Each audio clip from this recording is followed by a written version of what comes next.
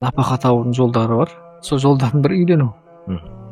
Үйлөнүүдө негизи шарай напака табуу жолу болуп эсептелет. Тарихий напака табуу. Аллах Таала сендерди өз кеңшилигинен байтат деген аят. Бул дейди, Алла байтат деген жалгасымдуулук убада эмес дейт. Байсың дагы өмүрүңдүн соңуна чейин ажыраспай кетсең, өмүрүңдүн соңуна чейин бай болуп өтөсүң деген маана эмес дейт. Өмүрүң гүл болуп өтөт дейт.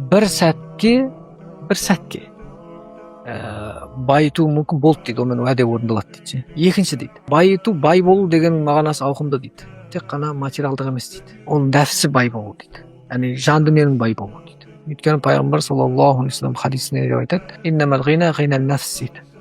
Расында бай болуу бул жан дүниенин бай болуу дейт. Эли зайыптылар кийде адам өзү билебиз, кийде не істейтинин билмей быч болуп жүргөн жигиттер үйлөнгөндөн кийин ап адем болуп, акыл токтотуп, өмүрүн кәдимги реттеп, болатын болмайтын нерсеге акча жумшай бермей, баарын ойлонуп жумшап, эсейип, сондай болуп калат. Мына осы дейт.